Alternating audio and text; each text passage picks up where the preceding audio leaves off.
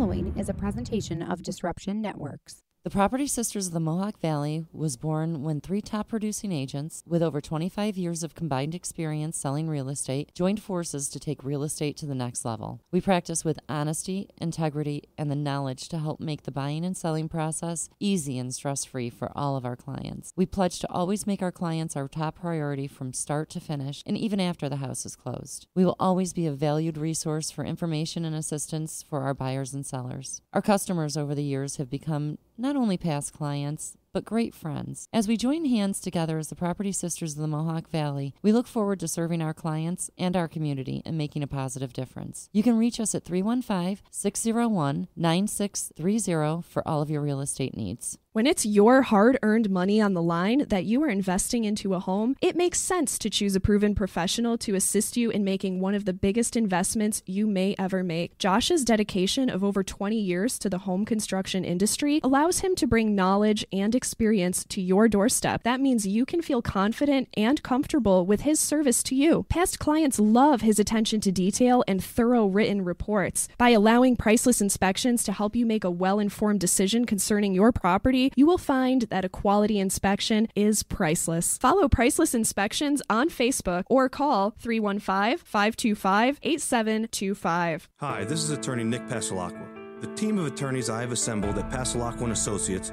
has been carefully hand-picked to include the best trial attorneys in the particular areas of the law that we practice. Have you been charged with DWI or any other crime? Members of our team include former assistant district attorneys, now fighting to protect your rights 24 hours a day, 7 days a week. Have you or someone you love been seriously injured in a motor vehicle accident? Members of the team at Pasalacqua & Associates include former insurance defense attorneys, now fighting to ensure that you get every penny you're entitled to. If you need legal help quick, don't waste your time or money calling anyone else. Remember, for legal help quick, you better call Nick and the team at Pasalacqua & Associates. 315-500-NICK or 315-500-6425 or visit cnytriallaw.com today. YOLO, infidels, that's right. It's Hacker Hameen. This is Al Schneer from the band Mo. Hey, this is Corey Glover from Living Color. And you're listening to EC Radio. And you're listening to EC Radio. Live on EC Radio with the Z-Man. So take the pizza out of your fat moron mouth. Sit back and listen before I give you a $5 face slap. You'll never forget, infidels. YOLO. Welcome to EC Radio Podcast. We would like to thank all of our sponsors for joining the Disruption team, and we hope that you will support all of our sponsors. And of course, we appreciate you listening to this program. Attention listeners, EC Radio is not responsible for unwanted pregnancies, alcoholism, domestic situations, missing brain cells, amplified voices in your head, weakened bladders, bloodshot eyes, STDs, PTSDs, ADHD, HIV, ESPNs, CNNs, rapid head movements, and spontaneous human combustion.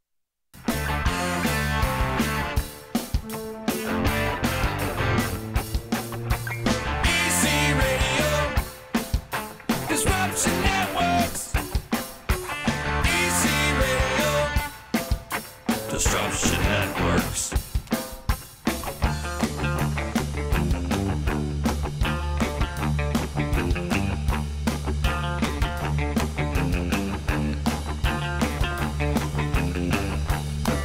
Yeah, baby. What's today? Tuesday. I don't even know what day it is. Didn't you do back talk today? Oh, yeah, that's right. That would say it is Tuesday. What's up, everybody? It's Z. We're hanging. It's Tuesday. I just found out. We are live on the D. The brand new website is up and rolling, disruptionnetwork.net. Go over there, give it a like. If you do go to .com, disruptionnetwork.com, chances are you're probably going to get a virus, so don't go to that. Go to .net, disruptionnetwork.net. I think you'll get herpes. You might get herpes, or you might get a case of the duh. Anyway, it's the chickens here hanging with me. What up? Join us in the studio today, my man, Peter Tittiloni. Yes, sir. How you doing? Good, man. How are you? Good to see you, man. Thank you, brother. I want to talk about all your journeys in a minute. Before we get into some of your journeys, I got to give some love and respect out to the sponsors. My good friend, Nick Pasalacqua. For legal help quick, you better call Nick. Call attorney Nick Pasalacqua and his team of associates at 315-500-NICK or hit him up online at cnytriallaw.com. Also, stop down to the showroom at 4056 Commercial Drive in Yorkville and see why it's easy to do business with Steve Ponte Volkswagen. Hit them up on the web, stevepontevolkswagen.net. And last but certainly not least, my very, very dear friend, a friend that I've known for many, many years, and I love very dearly, Josh Amodio, Priceless Inspection. Call him today for your next home inspection, 315-525-8725. In-depth and detailed reports, thorough inspections, and pays attention to details. Josh has been in the construction business pretty much his whole life. Like when you make an appointment with Josh, he's there all day and night. He goes through every inch of your house to make sure it's up. A true professional. He really is. He really is. So if you're willing... If you want to put your home on the market, or if you're buying a home, or if even you want to update your home, Josh can do all that for you. Call him today because Josh knows a quality home inspection is priceless. 315-525-8725. I want to thank all our sponsors for believing in the D and all our friends and everything and saying what's up. So, yeah, thank you very much. Chicken, we got the text line up and rolling. It is rolling. It's 315-351-2940. So if you want to hit us up on the text line, that's the text line, or make a comment on Facebook. And we're live on all the platforms: Twitch, YouTube, Twitter, Periscope, Stream Me, Restream Me, Facebook, all of that crap. That's what we do here in modern media. Joe, what up? Joe is checking in and saying afternoon, guys. So we got to say what's up to our man, Joe Load. Joe Load. The Load. I seen him last week, man. It's good to catch up with Joe. And hopefully we got to get him in the studio, too, because we want to do that food challenge. Well, we got to get that, the fight, the video of the fight between me and Joe Lowe. That, too. Todd, if you're listening, can you get on that, please? we need to get that. I want everybody to see the shenanigans, how I actually really won that fight. Wow. I like it. Chicken's going in. Chicken's still hurt about it. Oh, yeah. I mean, you if you watch it, you'll see. I actually won that fight. Yeah, I want to see it. I've never seen it. You've never seen it? I've never seen it. And that was, what, 15, 20 years ago? Yeah, 2000, probably about 2001. 2001. And he's laughing right now, Joe. Joe is laughing. Joe Load. But, yeah, I want to do that food challenge with him. And I want to put him and Masucci against each other. Oof. I think that would be crazy. Debauchery. And he's saying, let's go. Let's go. Let it go. He's saying, let it go. I'm sorry. Let it go. Let it go, chicken. What do you think? We should have Load Chicken too? Yeah. Chicken Load too? We'll both probably die. I think that'd be hilarious. So in the studio, my man Peter Tittiloni, you've been doing some travels this winter. A little bit. You've been all over the place. You're giggling over here. Wow, it's like a fucking blur to me. Is it? Oh man, it's like I've been in the fucking Twilight Zone for the last 6 months or so. Yeah. Yeah. So I kind of vaguely remember it. So stick with me if I forget a couple months. But yeah, I got away for a little bit of the snow, I guess. That's good, though. I mean, it's good to recharge your battery a little bit. But you went to Florida. We were talking about Florida today on Back Talk. And just so many, I don't know what it is about the state of Florida, but it just seems like all the weird crazy shit happens in Florida. Any kind of weird news, it's usually coming out of Florida. It is true. It's not what it's cracked up to be, is the bottom fucking line. Yeah. Okay, so a lot of people who move down there or have plans to, I'm a break it to you real, especially in the central Orlando area, it's fucking bananas. Yeah. The traffic, it's completely overpopulated right now, okay? And they're trying to build new ramps, another lane, all kinds of shit going on. So you got major construction going on in an overpopulated area. Equals mad rednecks, mad snowbirds, and they're all blaming each other. Like, well, it's your fucking fault. You moved down here for the winter. Well, it's your fucking fault. It's your state, and you drive like a moron. Well, and then it's madness, bro. It's madness. I used to live in Cocoa Beach, where you only had A1A, and then you had 520. The only ways in and out. Right. So, like, I literally lived, I don't know, probably about a mile and a half from where I worked at Coconuts on the Beach. And you get around certain times of the year, it would literally take you, I don't know, like an hour to get to work because there's so much traffic and everybody drives like idiots. They do. They do. And in Orlando, like you said, it's congested. That actually makes you appreciate. We talked about this on Back Talk earlier today, too, because we had Devin Mahoney, who is opening up the Uptown Theater.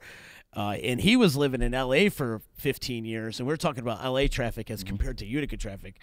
And, like, we have no traffic here. Right. There's none. It's like non-existent compared to cities like that. Exactly. And we always have a bunch of back roads we can take. You know what I Right. mean? There's alternate routes. Whereas, like, in some of the spots in Florida, while you're on an island, there's not. Right. But one thing I do like you go out by Tampa, the speed limit's, 70, 75, and then there's, 7 lanes. So I feel like a NASCAR driver. Right. That's the only good thing I like. Right. You know, I wish the thruway here had at least one more lane. Yeah. You know, because then you get those idiots that go the same speed. You know, the tractor trailers. You need that extra lane for passing. Yeah, you do. It's just weird that I love to visit Florida. I think it's great. I got tons of family down there and love them all. And they're down there because of the weather. They're not down there for any other reason but Why the not? weather. Yeah.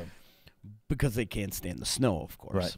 But the people down there are just kind of Little off. flaky. Nobody's they're a little from flaky. Florida. Nobody. Well, But then when you meet them from Florida and they actually were born and raised in Florida, woohoo! Yep. Yeah, like Winter Park and all that stuff. Yep. Right. Then it turns into a Jerry Gainesville. Springer show. Yeah. Yes, sir. More people than teeth. You're speaking from experience, huh?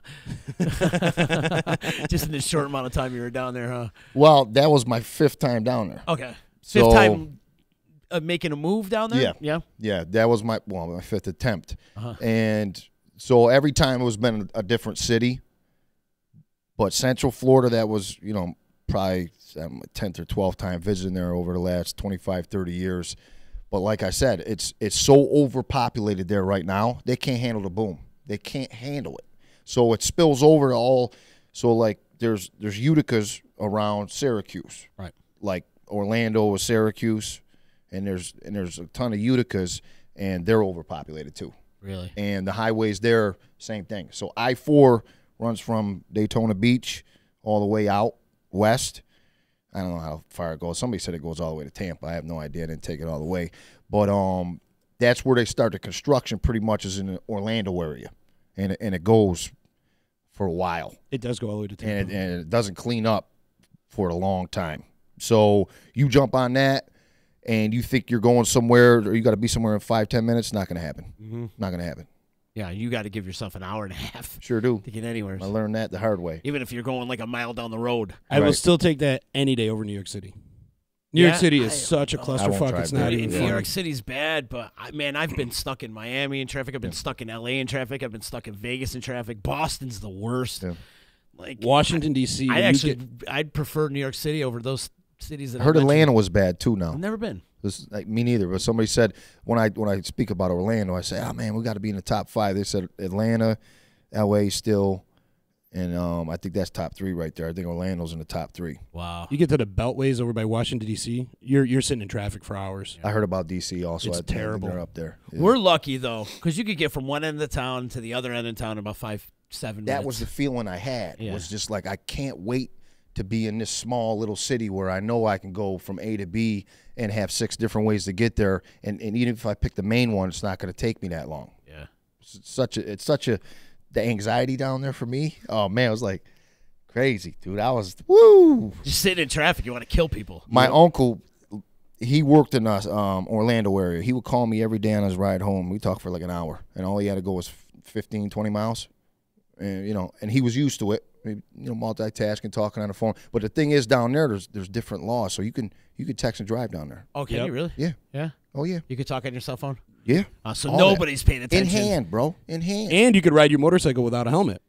Yep. Which is crazy. Kind of scary. Right. At your own risk. Well, you want to do it, but go ahead. But yeah, so everything is kind of like fair game. And he had the NASCAR, mentioned. Dude, it literally is like NASCAR. It really is. You got to be on point, and you just got to go. You got to be the offensive You got to go. driver, Yeah, right? you have to be. Yeah. Well, both. You got to be offensive and defensive because you can predict who's cutting off who and who's going to bump into who, and then you just got to get out the way. Yep. And who's going to merge into your lane last second? Yeah, it's a pain in the ass. Loda's saying we're really spoiled with no traffic, and it's true. Oh, yeah. Remember when that oil tanker spilled over, or the gas tanker last year spilled over, and people were stuck on the arterial for like a couple hours, and people were losing their minds. And I'm thinking to myself, man, what would you do if you lived in L.A. and you had to deal with it every day? Sure. Because this happens every day out there. Except for Christmas in New Hartford, Joe's saying. He's right, yeah. Which they screwed that all They up. screwed that. Whoever came up with that, the engineer that came up with that whole parking lot issue This around past Consumer year, Square. I've never been to it. Well, the Walmart in New Hartford Consumer Square around there, like that whole parking lot traffic. Oh, you mean during Christmas time? It's yeah, horrible. crazy. Even during regular time. You got the 840 highway right there, right? Yeah. You couldn't make a separate exit that goes right from the back of Walmart to the 840 trail. So like now you don't have to worry about that whole clusterfuck because you got all those stores and everyone's trying to get in and out in one entrance, and it's just madness. Yeah. It is madness. It is madness. But again, we're lucky because we have no traffic. None. Even if you go to a bigger city like Buffalo really doesn't have that bad of traffic. I mean, during rush hour, there's a rush hour. Even Rochester, Rochester, that bad. it's not that bad. Right. But there's also not millions and millions of people living in those towns. But. Right, and amusement parks in Orlando's fucking everything up. Yep. They build a new one like every day. Yeah, they really? There's some shit you never even heard of. Really?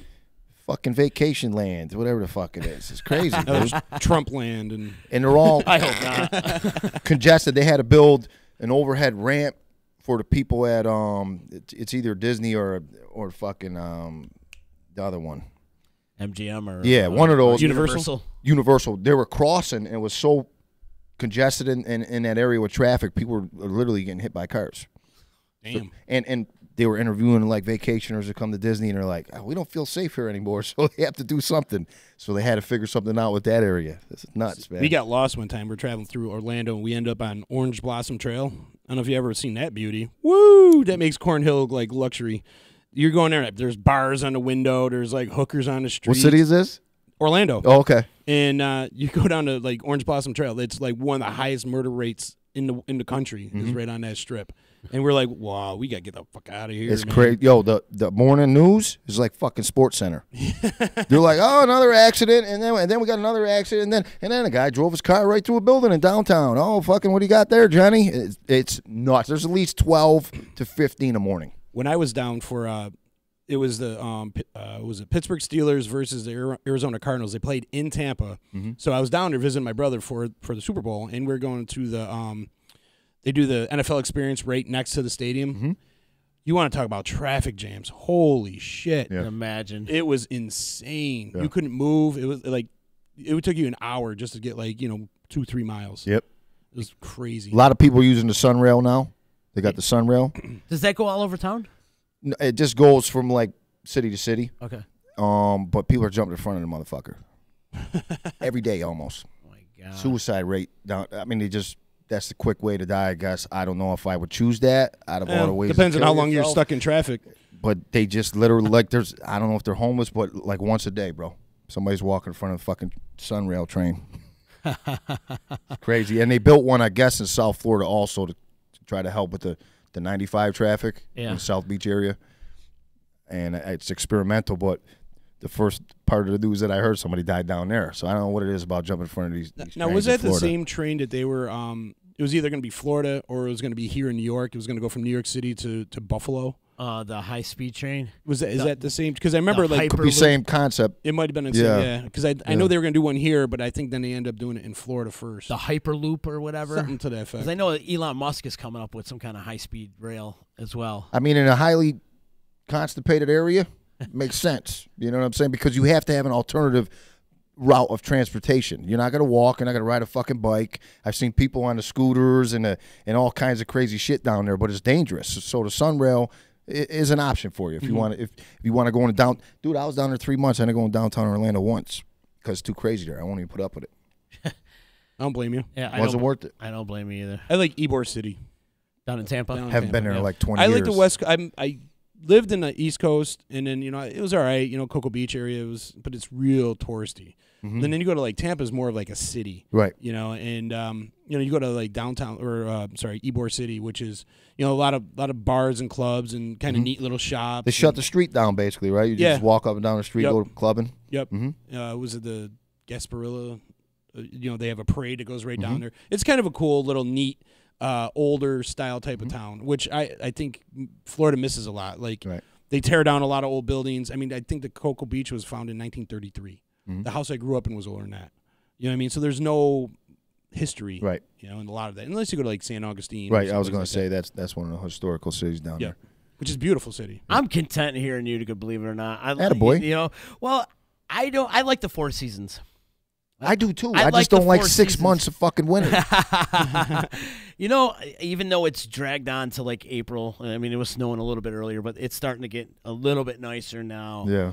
But we're crawling. When did we have winter this year? It began like in December, right? Earlier. November. Did it? November? November was a bitch because I was still here. Was it? Yeah.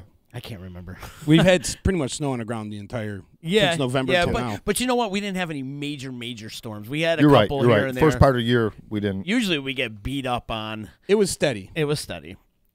But, you know, we're tough. And that you said that Hell too. yeah. Shit. You said have that to be. too last week. I think you said that. You're like, they don't make them like they make them here in upstate New York because we got to deal with so much inclement weather, and it toughens you up. It does, for sure. You know? Gives you some thick skin. And hell yeah, dude. Shit, I think we're the toughest people in the world compared to anybody else who's in this climate. Add that with the economic situation and everything here, and just that negative vibe that you feel and fight against. Because I know you're a positive dude. You have to fight against sometimes. it. Well, me too. You know, because we fall subject to the negativity sometimes, but it's evident here, man. It's clear. Right on. Pat Curley saying L.A. and Southern California is the worst traffic. Yeah, we touched on that, and it's true. When you're driving on like the 101 or Highway 15 or the PCH or any of those, it's like you're stuck. See, I've never in been traffic. out there. It's that bad. You're stuck. Yeah. You're stuck. You got to actually time things and when you want to go or try to find an alternative route. Oh, it would drive me crazy. Joe Lode's saying he's got a body designed for winter. For hibernation. That's right. But, you know, springtime's here. It's coming around, and this weekend's supposed to be nice. Yep. And it's going to be right around 65, just in time for the Barden Mud Fest. So looking forward to that. To be, hopefully 70 degrees. Yeah. Which would be last a beautiful I saw day. was like 65, 70 degrees. Take it.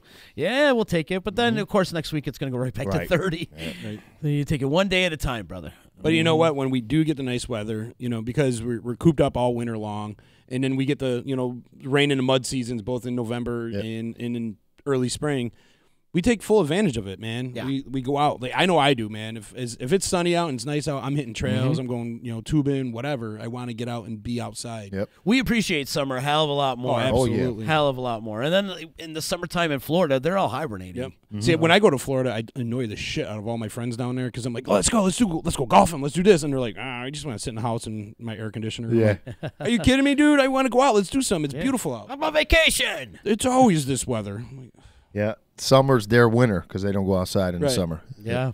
Yeah. It's well, we used backwards. to play volleyball every Wednesday right there on Cocoa Beach, and you get to about May, you can't do it anymore because the sand will burn your feet, and it just got real bad. So then you don't go out anymore. So it's like, all right, well, yeah, you don't have to go out in the winter, but you gotta stay out there all in the summertime. You're cooped up in your house, right? Well, you can adapt to it. The same thing here, like Z says, you have to adapt to it. Yeah. If not, then you turn into that dude who just stays in the house all the time. I lived in South Florida for a whole year, and I went through the summer one time. Was it tough? For sure, but did I want to stay in the fucking house? No, I did not. So I was outside enjoying myself. I actually worked at a valet parking service, and I'm running around in 90 fucking degree weather. So it's all on what you can handle. If you can adapt, I kept cold washcloths in my car. I didn't even have air conditioning at that point because I was in my early 20s. I had wet cloths. I just put them on my head, driving around half naked. You gotta adapt to it, man. It is what it is. But then, like, everything can kill you there. You go swimming in the ocean, there's things that can kill you and eat you in there. And then you go swimming in fresh water, there's things that can kill you and eat you in there. Right. You know, there's snakes and spiders and all that kind of shit. And I'm like, man, a lot of shit to worry about down there. Yeah. Yeah. The mosquitoes will fucking kill you. Yeah. And then the people. Yeah. And then the people, exactly. Bite your face off. Yeah. Yeah. Yeah. Tommy told the story this morning on Back Talk about some girl from Florida. She was 17 years old. She decided not to wear a bra in school. And the school, long story short, the school made her put on another T-shirt, and then they made her put gauze over her nipples. Get the fuck out of here. Yeah, only in Florida. And you know that sounds like some redneck shit. It was a Latino girl too. It wasn't that shit doesn't happen to the white people. You know, that's white privilege, but of course it's got to happen to. Well, maybe because she had darker nipples, maybe? I don't know. You got darker nipples, you see them right through the But shirt. she's 17 years old. Why make a mockery of her in front of everybody? Right. And that's shit that happens in Florida. And then you got the teachers in Florida that are fucking the 13-year-old kids, too. But then I also feel like like a lot of that going on down there, There you too. go. I feel Florida's a little more liberal with that kind of stuff because, I mean, everyone's in bathing suits their entire life, you know? Right. So Right. it's... They're used to being half naked. Right. And then you go to, like, we used to have a bikini contest at Coconuts every Saturday. People come in from Georgia and Jacksonville and everywhere. And the place would be mobbed with just as much women as it was guys. Whereas here, you do it, and women here are like, I don't want to see a girl in bikinis. Yeah, And they exactly. get all, like, haterade and stuff like that. You know, we're down there. They're into it just as much as the guys are. Yep. The strip clubs are like, they got food vendors in front of the strip clubs down there. Yep. It's so weird. Oh, yeah. There's a place called Fair Villa. It's the largest adult store in the world, or maybe the country, but it's shaped like a nipple. No shit. I used to live right next door to it. The place is shaped like a nipple, and it would have like Jenna Jameson. Is the building pink? Yeah, Yeah? The top of the roof is absolutely. You live next door to that? Yeah. I would have died next door to that. Wow. Ron Jeremy would be there Shit. doing autographs and stuff. Wow. And I was in there, and I go, of course I got to walk in. And the place is like a mall. Like, I mean, people are wearing the shirts and uniforms, and this guy's like telling this lady who was about, I don't know, probably in her 50s. You know, she had one of those little brimmed hats with the flower in it.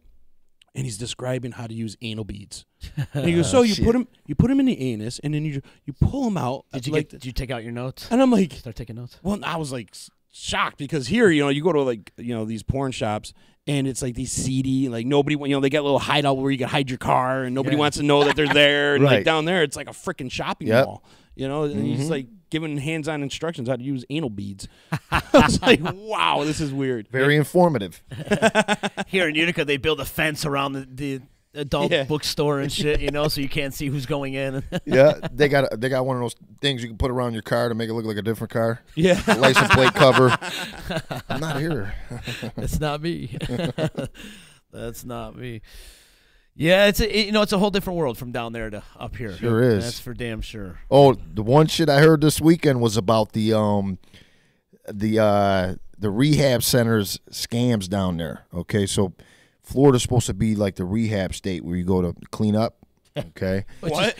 Right. It's like which is funny in itself. To Vegas or right. something. I know so many of my buddies that went down there and got fucked up on drugs. That too. Exactly. But they're running these fucking scams down there where there's these sober houses where you can get into it, and there's a manager of the sober house who gets a cut of your rent and all that shit that is paid through their medical insurance. It's this whole big fucking scam in Florida. Wow. They're taking advantage of these young kids that are hooked on heroin, go down there to get clean, which, you know, we laugh about it, but it's kind of stupid, but in all reality, if you live in a dark, cold city like this, some people turn to hard drugs in order to get through the winters. Down there it's sunny, so you take that element out of your depression or whatever's going on in your mind that makes you do drugs like that. And it's supposed to be, you know, a sunshine state and get you. They fuck these people up even worse. Wow. This one guy is suing a whole bunch of people or whatever because his son died. He was like 22 years old, went down there to, you know, get off heroin. And at these houses, these sober houses, they have drug dealers in the house feeding you drugs while you're trying to get sober. That's so messed up. Unbelievable. Yep. I mean, I wonder why this country's fucked up. Oh, yeah. Mm-hmm. Because it's all the pharmaceuticals and drugs. Mm-hmm. And, you know, the common denominator with a lot of those mass shootings are drugs. Mm-hmm. You know, it's Drugs and mental illness. mental illness. Yep. Or people with mental illness not on their drugs. Right. Too. you Right. know. That too. Shit. But, yeah. Give him some Xanax. A lot of Hook 'em shit up. isn't Fuck. Florida, though. I feel like just Florida just always has a crazy story coming out of Florida. And I was, today in I was Florida, down there during the school shooting, unfortunately. Were you really? Yeah, it was terrible. Oh, man. what a shame, man. Valentine's. What a shame. How the fuck does that happen on Valentine's Day? I know. See, And I don't want to turn it, you know, like a sour subject, but it just was part of my experience fucking down there was going through that and being around people that were really emotionally attached to what was going on. And it was like we were all, you know, I had 3 roommates at a time. We were all talking about it and, you know, watching the TV. And it was terrible, man. See, I was down there when Columbine happened. Oh, boy. And I remember working at the bar watching and going, what the fuck? And Yeah. then that was like before they really became a thing. You know Right. what I mean? And it was just, wow. Yeah. Tragic. nuts. Yeah, tragic. Did you hear about the hockey team this weekend, too, in Humboldt in Canada? Yeah, that's awful, bro. Got in a bus accident. Oh, what a shame. It breaks my heart. Yeah, that was terrible. It breaks my heart, not only because I'm a fan of the game and grew up playing youth hockey, but it's just like... Well, they're kids. They're kids. You know what I mean? They're just, kids. regardless of the sport, they're kids. You know what I mean? It's and so the coach. And the Right, coach. the coach passed, too. Oh, that wreck just looks so bad. So my heart goes out to those people from Humboldt up in Canada. Definitely. Oh, what a shame. I want to switch gears since we are talking about hockey. You see, Clinton Arena is up for the Kraft Hockeyville Award. They're up against 4 other arenas right now. And this is cool, people. And we need everybody who's watching locally, or because it's open to everybody, you need to go out and vote. It's this Friday. It's only a one-day thing. You can only vote from Friday till like Saturday morning, and then they're going to announce the winner. Saturday on NBC for the NHL Hockey Game of the Week. Nice. But so Clinton is up for this award, and they're up against 4 other arenas, and you get renovations to the arena, which the Clinton Arena desperately needs. I mean, that place is like, I think they're celebrating their 70th anniversary of that arena this year. It desperately needs some renovations and updates. Not only that, but if they do win, they also get to host a preseason NHL hockey game. Oh, Imagine wow. that. That's That's dope. really cool. Wow. And that's a town to do it in. That's because it's a Yeah, hockey that's town. hockey town right there, Clinton, for Clinton sure. is a hockey town. They've got state championships in their high school. They've got also still hold the record. The Clinton Comets still hold the record for the best professional record in all of hockey ever. When they in 1968, they only had 5 losses. How about that for some sports stats? The Clinton Comets. Yeah, I got them every now and then. But they they got this cool little video that they made. Let's see. Is it gonna play? How's it gonna play? Clinton, New York. Located in the center of New York State and originally opened in 1948, then rebuilt 6 years later after a fire, the Clinton Arena has proven as durable as it gets. In a town with a population of just 2,000, this beloved gem boasts enough seating capacity to host each and every one of them for big games. Proudly listed on the National Historic Register, this venue's heart and soul are those behind the scenes, who for decades have made sure the ice always remains pristine.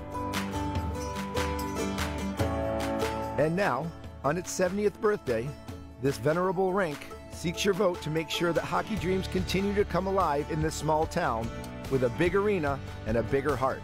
Help this community score at crafthockeyville.com. Craft Hockeyville, let's rally.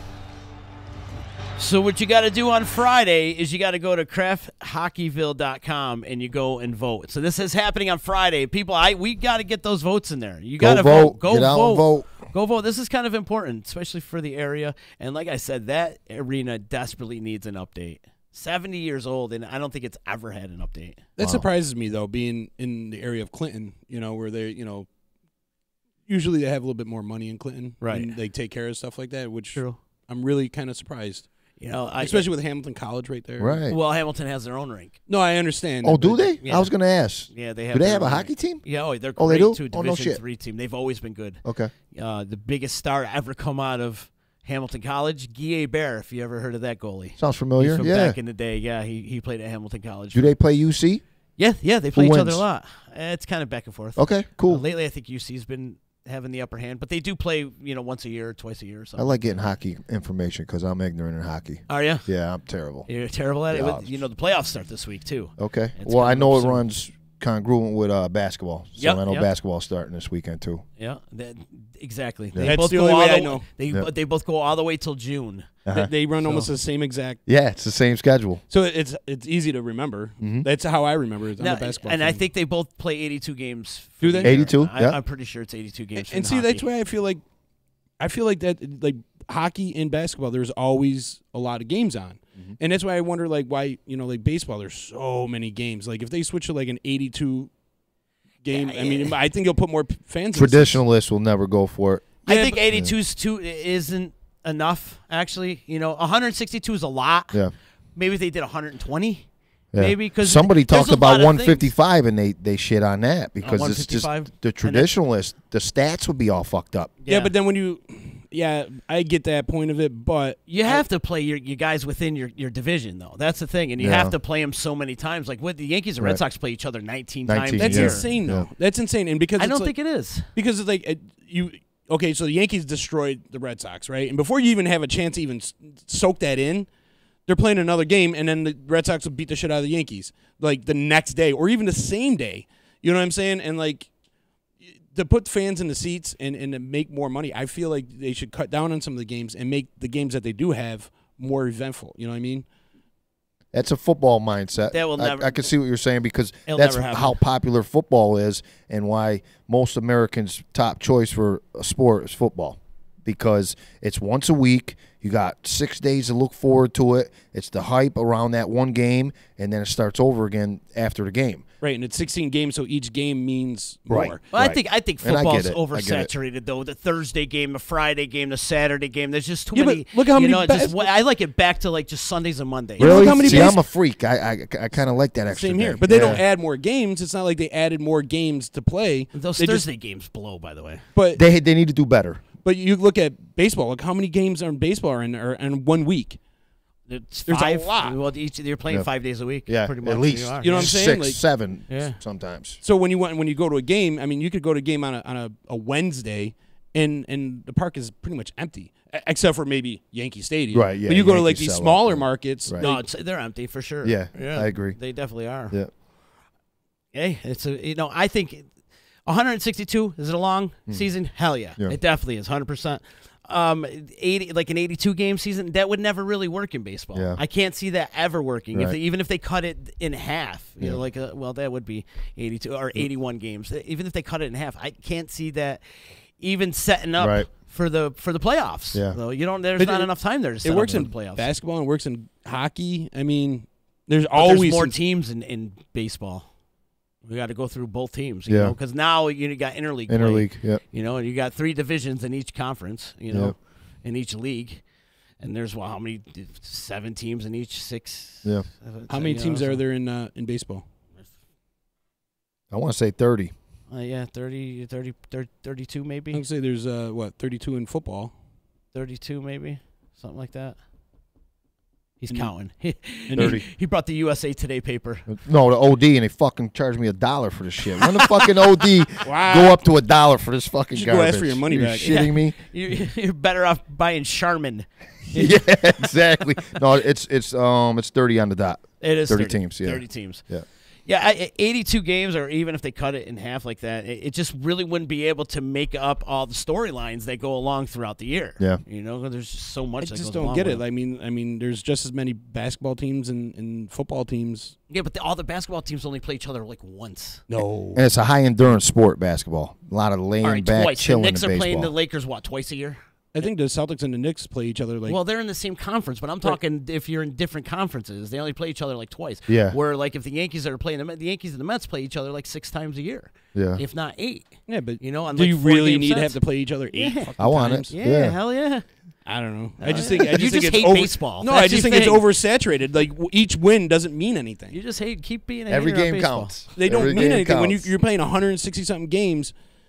It waters down the win. Well, they'll come down to the end of the season, somebody be behind in the standings by 1 game. That's a crazy thing. It really is. So every game kind of does count. Every game counts. Yeah. It really does. That's why these ones that were fucking blowing now I think- early in the year is pissing me off. I think that's the main reason why I hate baseball so much. Because it's like, okay, your team won today, but then like by this afternoon they lost, so you're like, well, who fucking cares?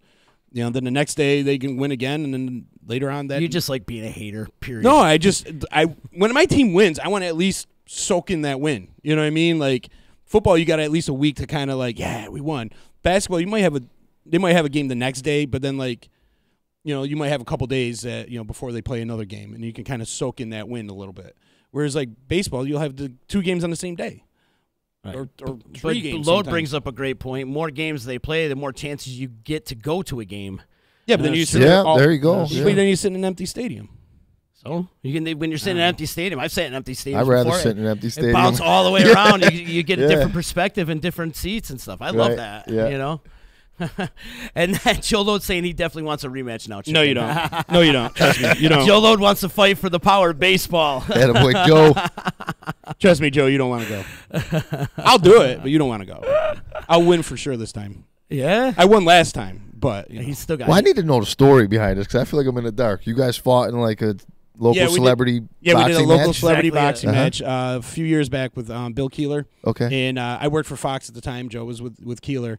And so we did it was a Mother's Day match. So we had a couple mothers that were fighting. They were the no shit, the top title bout. And then we had a couple bouncers go at it.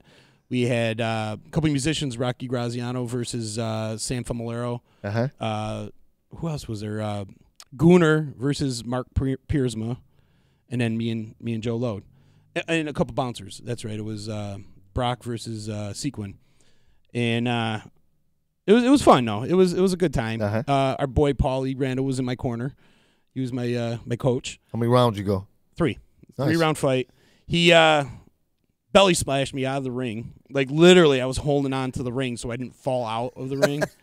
And but it was a good time. He was in a famous ring. Oh, he's right. That was George Foreman fought in that ring. It was at Francis DeSale School. Oh shit! Really? Yep.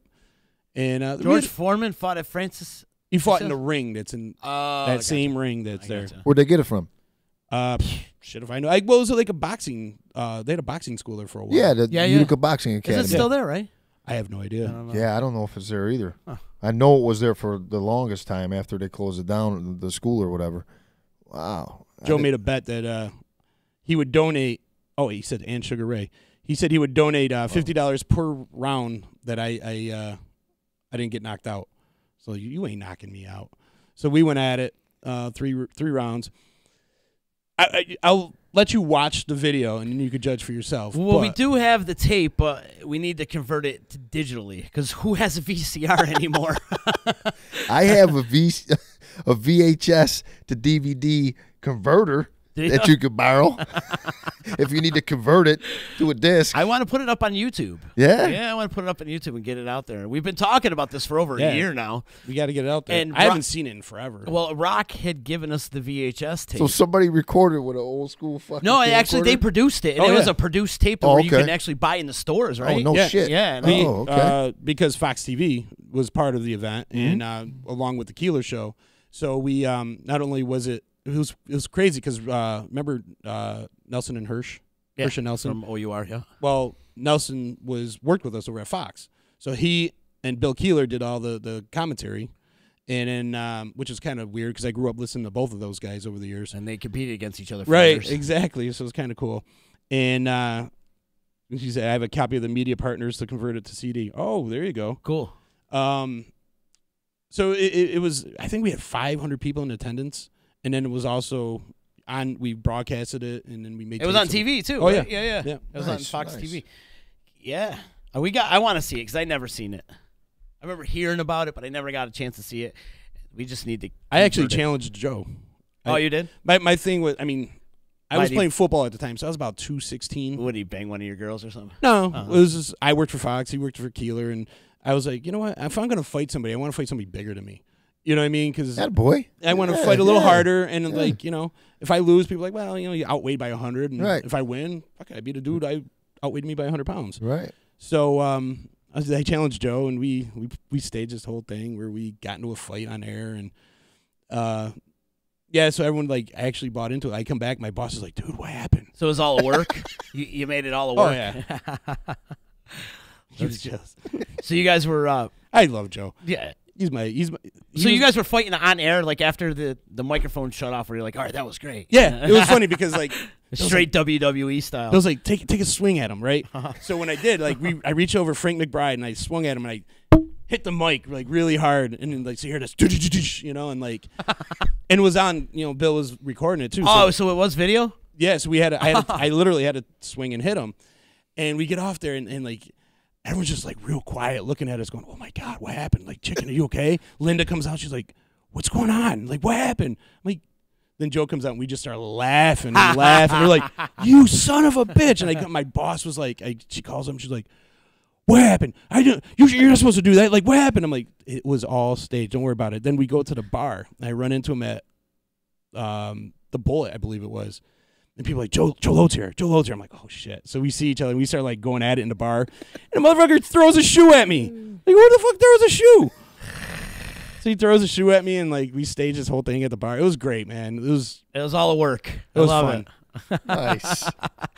I love it. Straight out of the WWE style, right? I'd be driving by Nimes Auto, and they'd be like, yo, kick Joe Lode's ass. You said you guys did that at the Bullet. Yeah, it was the Bullet. Yep.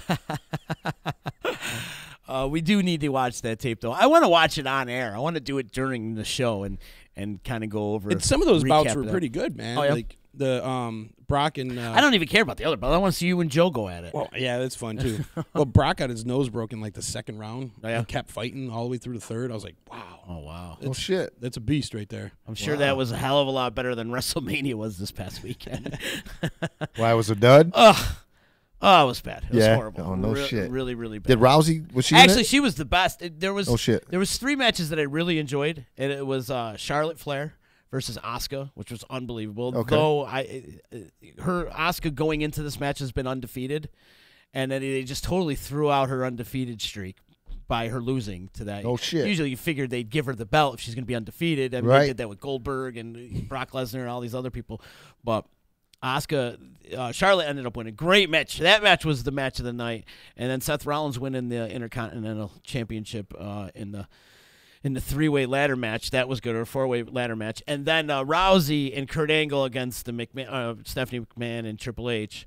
And Rousey killed it. I thought she's awesome. I mean, she's a pure athlete. Right. She's a pure athlete. And Sure. she's going to be really, really, really good in the WWE. Mm-hmm. How's She's her gonna kill it. personality, though? That's the thing. Her mic skills aren't so, and that's the other half of Okay. being a wrestler is you got to have mic skills. Yeah, she's not a you know? great actress. Yeah, right. And I think that will come in time. I think that was. But as far as athlete goes, the way she was throwing Stephanie around that ring was unbelievable. She even put Triple H in the figure 4. No shit. It was ridiculous. I think they need to keep her more of that silent, tough act. Yeah, type they should thing. probably put her with a manager like a Paul Heyman or something like that. I'm thinking, And that's why I figured like the whole Rowdy, like you're not Roddy Piper. You know? Oh, she took. and I get what you're She saying. took the Rowdy name. well, Ah, because shit. Rowdy Piper's the reason why she's in the WWE right now. Oh, okay. And Rowdy Piper's son gave her that jacket that she walks down the ring, which was Roddy Piper's jacket. Shit. So she's endorsed by Roddy Piper's family. I didn't know and I all get this. that. So that's why she's using the whole moniker of Rowdy. Okay. And I get that. And they were Roddy Piper and Ronda Rousey were really good friends. But like her personality, it doesn't have that flair to it. You know what I mean? Well, what's going to happen, I think, is she's going to be so good that the crowd is definitely going to turn on her eventually. I see that happening And she already. being a heel? And she's going to end up being a heel without even saying anything. Right now, she's all smiley and bubbly, walking down the ring, all happy, like, I can't believe I'm here. This has been a dream of mine forever. Yeah. And she's all happy. and she doesn't have to get her face beat in for real. well, I mean, dude. They with get that last hit, bro. fight, She got that fucked last, up. Yeah, she got fucked up that last fight. Right. Yep. Yeah, but you She know, looked like I hamburger. know everybody in wrestling's fake on. You know, they hit, but they don't hit hard. But they get injured. I'm telling you, these fighters, they take some. But when you injuries. look at like that versus MMA, right? I mean, Jesus. I mean, these even when you win, I mean, Matt Hamill's the only person to ever win against John Jones. and But that was he on a disqualification. Exactly. And I watched that fight when he was getting those elbows to the face. I'm like, call the fight. Like, what are you doing? Like, and he won. Yeah. You know what I mean? Like, he's the only one to win against. You get your shit kicked John out of you. Jones. Like, Well, now you can't pass a fucking drug test, right? You can't stop doing cocaine. Right. Was it like Faber went and fought that fight with no hands? He broke both his fucking hands and he was fighting with his feet. Whatever happened to Faber? I think he retired. Did he? I think so. He just kind of fell off. Because he was really good at one time. He was really good. Yeah. Like I said, he fought with 2 broken hands. Yeah. That's crazy. It's insane. Wow. But seeing Ronda Rousey the other day, and she's going to be really good, and eventually she will be WWE champ. Probably this time next year, right? I bet she wins the belt Next at WrestleMania. That would make sense. Right. Well, they got somebody to market now. Yep. Well, no, they had to. Between her and Flair, I got to see her against Charlotte Flair is going to be a good match. It's Ric Flair's daughter? And she's No an shit. amazing athlete. Amazing athlete. That match, if you get a chance, if you're into wrestling at all, you want to see a really good match, watch that She hot? Asuka and Charlotte Flair. She's okay. I'm She's tall. surprised. She's really tall. You- She's a gymnast, so she's super athletic. Okay. You know who I'm surprised they didn't go after? Who's that? What's her name? Layla Ali. Oh, yeah, Muhammad Ali's daughter. Yeah. I'm surprised. Because when Ronda Rousey was at her height of her the peak of her status, Mm-hmm. they were talking to Ali about would she fight Ronda Rousey, and she's like, I'll fight her if we go in the ring, type of thing, But she goes, we're totally two different athletes, Right? But I'm thinking like she was a brute too, and yeah. I'm surprised they didn't try bringing her in and then having her go against Ronda Rousey, which would be a huge thing. Sure. Maybe she's not athletic enough to wrestle. Who knows? Could put you. But Rousey and Charlotte Flair is definitely going to put a lot of butts in the seats, and her against Asuka too, and anybody that goes up. Right now, the women are way better than the men in WWE. It's now crazy. I'm not a WWE fan. I'm not a wrestling fan, Yeah, but neither am I could watch the women's wrestling. They're incredible. And I actually feel that in UFC, I kind of like the women's bouts a little bit more. I feel like they stand sometimes up I and do fight too. better. I get into that shit a little bit, but it's more impressive, I think. I think so too. Like these women are brutal. I mean, they will beat the shit out of each other. And it's more hitting. They take a beating. Whereas like the guys get more into the grappling, and sometimes they're rolling around on the ground and it gets a little boring. These chicks will like straight up hit and kick, beat the shit out of each other. Yes, they do. Now back up. You said Rowdy Piper knew her. I thought he's dead. Isn't he dead? Yeah, he died 2 years ago. Okay, it's recent he died. I'm Yeah. looking like it was like 5-10 years ago or something. This whole Ronda Rousey thing going into the WWE has been set up for a couple of years now. Okay. It's been set up for a while. I want to say it was the WrestleMania that they wrestled in the 49ers' new stadium. In fact, WrestleMania was the very first event in that stadium before they went to the NFL, before anything else happened in that stadium. Mm-hmm. That year, Rousey came out with The Rock. Okay. And they brought her out. Not The Rock wasn't wrestling. He just did a little, in-ring type of thing. And Rousey came in there. And so this has been set up for a while. Uh-huh. And so it's been happening for a while. But Piper and her were tight even before that. Wow. Even before that. I mean, he's a legend, man. Rowdy Piper. One of my favorites of all time. Me too. Shit. One of my all-time favorites. I wouldn't be surprised if once she starts going into wrestling and then maybe take a little jump back into the UFC here and there, kind of like what Lesnar does. Lesnar does, yeah. Yeah, well, Lesnar just signed back up with WWE again. Right after WrestleMania, he signed another, couple-year contract. Now, to me, Rowdy Piper's Pit, yeah, that was the funniest fucking show in wrestling history to me. I agree. Because some of them are overdone or the personalities aren't strong enough. Right. Hilarious. I agree. Fucking hilarious. He was probably one of the best personalities. Yeah, best his face heel to turn ever. beat red. The best heel ever. You're not going to find a better heel than Roddy Piper. Right. Oh, yeah. Nobody. Really. There's no better A heel. villain's villain. Yeah, he legend, man. It was like kind of weird because he was like a villain, but then like then he turned heel. Then he turned face. Yeah, and it was like I don't know, but that wasn't on purpose. He didn't do it on purpose. It was the crowd that actually started to like him. That's what I'm saying. Like people liked him because he was funny and he was like Well, that's what happens too. That's what happened with Stone Cold Steve Austin and The Rock and everything like that. People got into just the actual realism of the character instead of the cartoon character that they used to portray. Mm-hmm. I think Piper was the only fucking dude we would allow to wear a skirt and still be like, that motherfucker's badass. That motherfucker's still badass. He can wear a skirt and kick the shit out of you. He was tough. He was definitely tough. Lotus saying if we have a screening party with your boxing match there, we need a food sponsor. Oh, absolutely. Of course. I'm sure we can. We should do a little rustle up screening something, party. Yeah, we got to get that. And Todd's watching right now. So, Todd, if you get a chance, man, put that fight, convert it into digital, and we could get that up on YouTube. I want to get it up on YouTube. That's why I want to put it up there. And I'm sure Keeler would like to see it. I haven't seen it in forever, man. Yeah, I'm sure Keeler would like to see it, too. I want to see it because you guys are talking about it. I'm definitely interested in it. I was sore for like 3 days afterwards. I bet. Yep. Have you ever gotten into boxing? No. No? No, I got a punching bag in my basement just for anger management, but nothing. And it helps, though, doesn't it? Shit, yeah. Yeah. I'd rather punch that bag than punch somebody's face and go to jail. Yeah. But you got to learn how to throw a real punch, though, because if you'll break not, your wrist. You'll break your wrist. Yes. Yeah. I got the gloves. I'm a pretty official. I got the gloves, and I had the wrap at one point, but I stopped wrapping because it takes too long. But actually, I had the wrap that was just like without taping it. Pretty official when I lost that. I used to shit. use what are they, the weightlifting gloves. Okay. Because they got the little strap. Put them underneath the gloves? Yeah. Okay, no shit. Instead of using like a traditional boxing glove? Yeah. Yeah.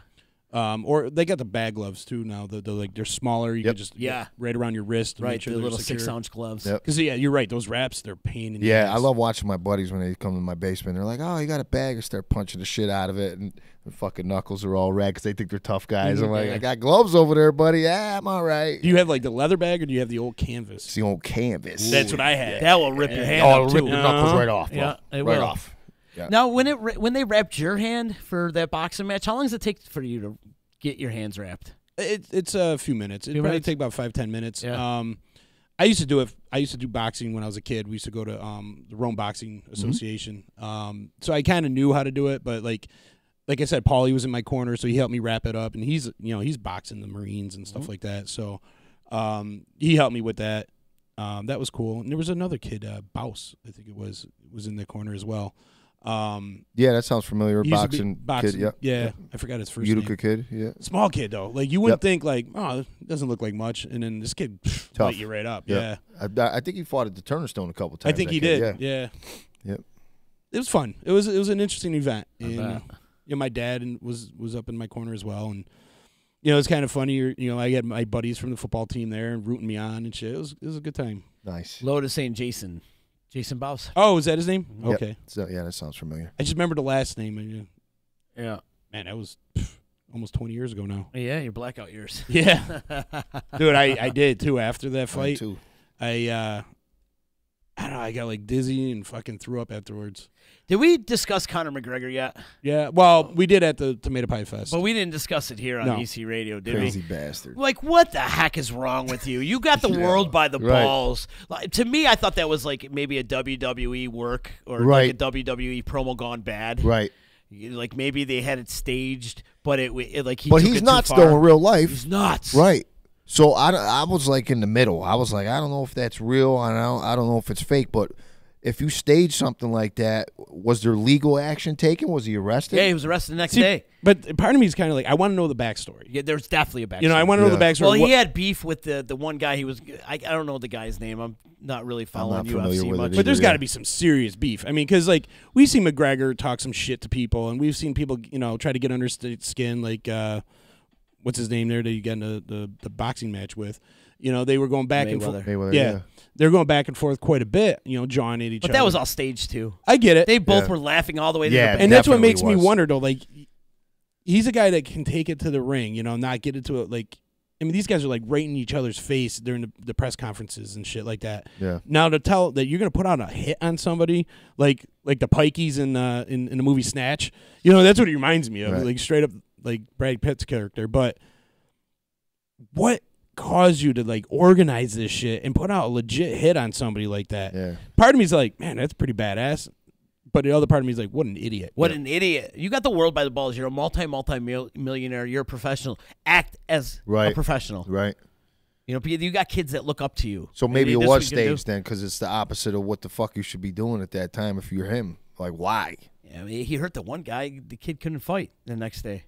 He threw that chair. That's right what made me window. think it was real. If somebody really got hurt. And it just makes you, what happened? Like, did somebody, abuse a female friend of his, or does this go? There's got to be a backstory. I haven't looked into it much. Have you? No, I didn't. Me neither. I just chalked it up as he's a crazy motherfucker.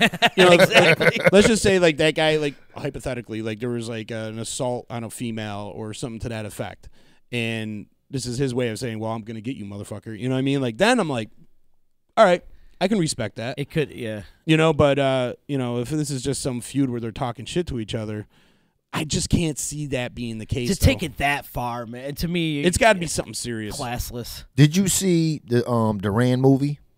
No, I want to. Fucking awesome. Thanks for reminding me about that. Awesome. Roberto Duran? I keep telling people about it. Yeah, awesome. Hands of Stone or some Hands of shit. Stone, it's called. Yeah. Fucking awesome. So is that on Netflix yet? I'm not sure, but there's a scene in that movie that kind of makes me get a feel of this situation where him or Sugar Ray, he said something to Sugar Ray about his wife before the fight. Okay, the first fight where he beat Sugar Ray. Okay, so he got Sugar Ray so out of his game and mad, he wasn't the happy spinning his gloves, showboating Sugar Ray. He was the angry, I want to beat the piss out of you because you were saying shit about my wife, Sugar Ray. I didn't know any of that shit. No. Didn't know any of it. So like we're trying to figure out the story behind this in the boxing world and in the MMA world. They're fucking real people just like us. So it could be a scenario where somebody's talking about somebody's wife or somebody did something with a female in somebody's crew where then it got personal, like the Duran shit. But, that's a must-see movie. I want to check that out. But then you got, did you watch the Ali movie? Yes. And then you got, Ali with Frazier. Right. And that was all staged. Right. They were actually friends. Right. So it's up to us to find out the truth, basically. But back in that era, though, with Durant and Sugar Ray and Marvin Hagler, Hagler. Tommy Hearns, that was boxing, man. Yeah, I agree 100%. Those guys, it didn't matter who you matched them up with each other. They all, Boom Boom Mancini, they all beat the shit out of each other, and they're great matches, man. I love Mancini, he's a baseball player for the Orioles because he's the leadoff hitter. That's Trey Mancini. Yeah, so I'm like, where do I know that name from? So it was a boxer. Boom Boom Mancini. Boom Boom Mancini was the guy. He killed the Korean guy in the ring in Vegas. It was at Caesar's Palace, and they were fighting in 120-degree heat. Okay, I remember that. And Boom Boom, who won the fight, and the guy ended up dying after the fight. Yep. And, remember that? That's terrible. And he was never the same after that. He was never the same. Was there a wrestler named Mancini? Probably was. Not that I that can name think of just off the top of my head. I don't know. Probably and they had great names. Marvelous Marvin Hagler. Tommy the Hitman Hearns. Hitman was great. Sugar Ray Leonard. Sugar Ray. Although the Sugar Ray kind of, because there was a Sugar Ray Floyd or Sugar Ray. Yeah, there was already a Sugar Ray. Yeah, that was kind of, I didn't like that. That was his idol, so he just kind of took it after that. Iron Mike Tyson. Yeah, just like Ric Flair. Ric Flair was the Nature Boy. He took that from Buddy Rogers.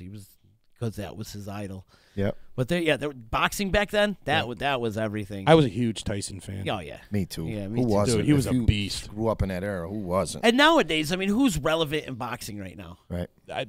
Canelo. The heavyweight division, I don't fucking know anybody but the Russian guys. Right. Yeah. Right. The Russian brothers, the Klitschko's. Yeah. And they're not. Then they're old now. I know. Right. I know. And the only relevant guy right now is the GGG. Right, and Canelo Alvarez. I've seen him fight. Yeah, and I think those are the only two guys right now that are relevant. And they had to cancel that fight for some reason. Sad, boxing sad. Yeah, it boxing. MMA killed boxing. Took over. Well, I think what's his name there? Don King kind of put a huge hurting on boxing first, where people wanted something more real. Yeah. Boxing was getting to the point where you had have what's his name there? Oh, man, I can't remember their names now. But anyways, they get these fights, and you're like, that dude, how did he lose? You're counting the hits, and you're watching the fight, and all of a sudden they give it to the other guy, and you're like, what the fuck is this? It just seemed like bullshit. And I always wanted to hold those judges accountable. Interview the judges after the fight and be like, how did you rate this? Because I watched a completely different fight, and it just never. That's what it killed for boxing for me. That's why I ended up liking UFC a little bit more, because it seemed more real. Yeah. Yeah. Right on, man. Right on. Switch gears real quick. Back to baseball. Yankees Red Sox start tonight. Big rivalry. Red Sox look great this year. We are limping into the series. The Red Sox look very scary this year. They've got a very well-balanced offense right now, and they're pitching with Sale and Porcello and those guys. They're just scary good. But their shortstop went down, Xavier Bogaerts. Oh, he went down? He went down the other day. He's on the 10-day DL. And we got 6-7 guys out. And how many people? Yeah, Brandon Drury's down, which I thought was a great pickup. The kid started off really hot. Yeah. And then you got, who's the other guy that just went down on the DL? Well, Bird was already out. Bird has been out. It's unfortunate with Bird. I feel like he's always on the DL. There was 7 guys in and out. Yeah. So I'm trying to figure out who's coming back. I think Hicks is coming back. Hicks comes back on Wednesday. Okay. Yeah, Hicks is back on Wednesday. But, yeah, we're limping into the series. But we got Severino going tonight. Yeah. So that's a good way to start the series. Absolutely. But they're 8-1. The thing that's aggravating me right now is the New York Yankee fans booing Stanton already. Yeah. I know the guy's been striking out a lot. Right. But give the guy a break. Has anybody got off to a good start when they started their career in New York? No.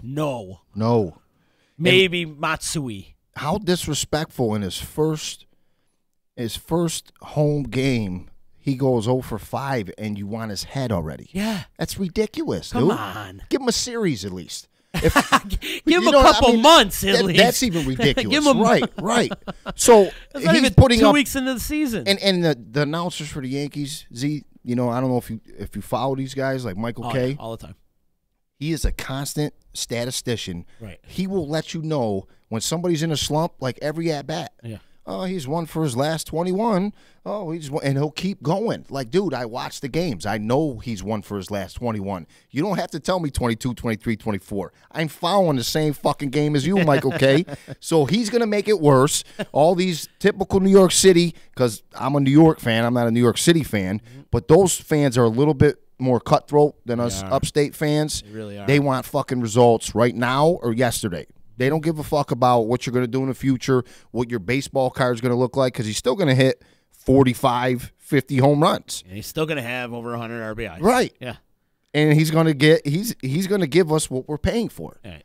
He's going to strike out fucking 200 times. Right. But he's been doing that in his fucking career. It's not anything new that he's coming to New York and all of a sudden he's striking out because he can't handle the fucking pressure. No, he's a strikeout fucking dude. Yeah. And so was Judge. Yeah. And so was Howard when he won the fucking MVP that year. Some power hitters strike out 200 fucking times a year. Well, that's the thing, though, when they were mentioned Judge last year, because he broke the consecutive strikeout records last year. That was bad. They forget his OBS. They forget his on-base percentage and how many walks the guy takes, too. Right. Thank you. Like, let's look at the amount of walks he took up against the amount of strikeouts. Yes, he had a lot of strikeouts, but the guy was right there with MVP running. He has a good eye. He just swings and misses a lot. Yeah. Stanton's a little bit different because he doesn't walk off a good eye. He walks off a pitcher's pitching around him, okay? A lot different. Judge is very selective. He works counts. He was on the Yankees last year when their motto was win every pitch, which means if you're a batter, you just battle. Every pitch is a different battle. Some hitters don't look at it like that. They just go up there fucking hacking or, they got a different plan. But the Yankees got in their mind, we're trying to win every pitch. Right. That's a different mentality. And that's the thing with baseball, too. You got to make them pitch. And the whole thing, too, it drives me crazy is this day and age with the pitch count. Back in the day, you pitch the guy till their arm freaking fell off. Right. But it's the new wave, and it started with the younger kids. Yeah. And it's more or less like you can't throw a high school kid 140 every other day. No. It's fucking ridiculous. Can't. So then it carried up because they're saying, well, you can't. They're still kids at 21, 22, 23. So let's intricate that into the majors. And some of these new school managers are a little over the top with it. So at the beginning of the year, they say, I can't let any of my starters go 100 in their first through 5 or 6 starts. They won't let them do it. Other managers, Scherzer's manager, he went over 100 pitches his first 2 starts. They don't have it's Baker fucking again, unheard of. I forget who it is this year. It's not Baker. Good question. Right. Not sure, but he let him go over 100 pitches. Yeah, last night he his had first 2 starts. Last night he pitched a complete game. Yeah, that's unheard of. Complete game. And your first 5 starts of the year in today's day and age in baseball, they will not let you throw 100 pitches. It's like 85, 90, and that's what Boone is doing, and he's getting a lot of heat from everybody in New York saying, leave him out there 6, 7 innings. You're killing our fucking bullpen, but he's just following a blueprint. Can't, and he's a new age manager. It's his first fucking year. His first 2 weeks. Right. Well, can I? Right. They got to cut him some slack. Right. Is it the fans or is it these sports writers trying to find a story to talk about so they start? It's the fans because you can hear him booing. Yeah. I mean, when he's done striking out, you hear boo. Yeah. Oh, yeah. Because I know, like, a lot of times you get these sports writers trying to find a story, so they, like, over-exaggerate things, and then they get people hyped up, and, like, then people just follow what the sports writers say and not actually pay attention to the games. That's a good point, because, like, he brought up Michael Kay, and he does do that a lot. Michael Kay is very first to bring up how many slumps they're in or whatever, and they haven't had a home run in, like, 25 games. I mean, he's very good at jinxing the batter. Sure is. And I'm just going to say as like a side, I know like comparison because I'm a football guy, but like earlier in the year when they were like talking about how Tom Brady, like, oh, Tom Brady's in a slump, and like, this is it, maybe he should retire, and you're like, then at the end of the year he's in the Super Bowl, right? Throwing 500 yards, right? It's just the media. Yeah, it's like people get all caught up in it, and like they need something to talk about, so they get, they put out this bullshit, and it's like, dude, just calm down. Yeah. I definitely agree with you, but in that aspect, like Z said, the boo birds are out for this dude. And it's totally fucking disrespectful because if I was at that game 3 weeks ago, they were praising him. People next to me were booing, I would look at that dude and be like, really? Right. Well, what's your reasoning for booing this guy? Spring training, they were praising the guy. He's gonna, the best thing since sliced bread. Right. He's going to hit 162 home runs this year. Right. And then it's going to cause that guy to go into a slump because now it gets in his head. It gets in his head. Like, oh, man, I'm sucking it up. I got to do this, instead of calming down, like not listening to the noise and just settling in and doing your job. Well, he's a mentally strong dude, I'll tell you that. Yes, Anybody who strikes out over 200 times a year, that's a lot of failing and feeling, like, wow, I just totally look silly against that pitcher. You got another at-bat against you. You got to come up and clear your mind.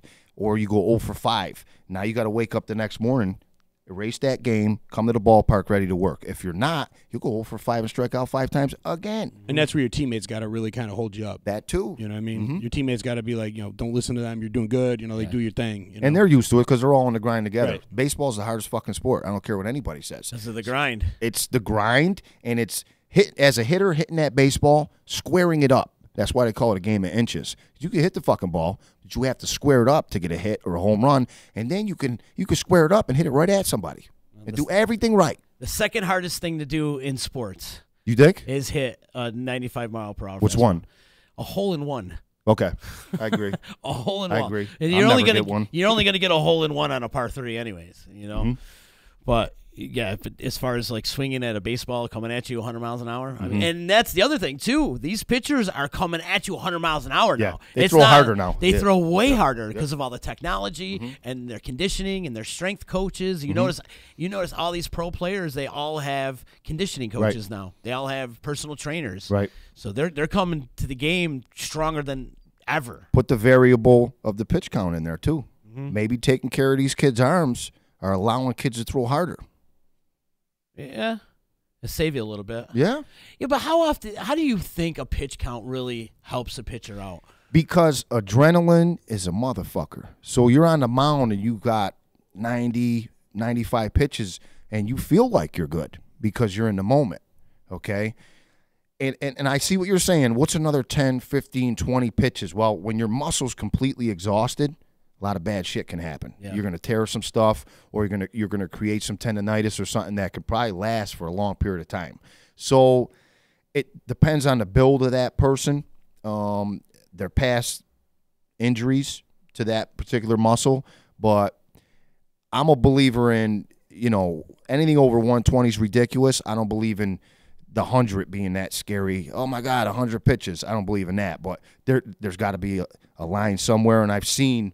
And I played on teams with dudes that have pitched 120, 130, 140. That's different than 80, 90 pitches. It's a whole different animal. It is a whole different The next couple of days, it's a process getting back. And then if you got a coach that's not giving you the proper rest, whether you're playing high school, college, or, in the minors, but now it's totally different. But way back when they didn't give a fuck, I've seen dudes that they never made it to college because their arm was thrown out in high school. They never made it to the pros because their arm was thrown out in college. And we had a couple around here, a couple local sir. guys. And, yes, sir. Played with them. Yep, a few of them. Yep. Yeah, have you keeping your eye on Ohtani? Dude. Right? This is the biggest reason, and a lot, you can say this in any sport.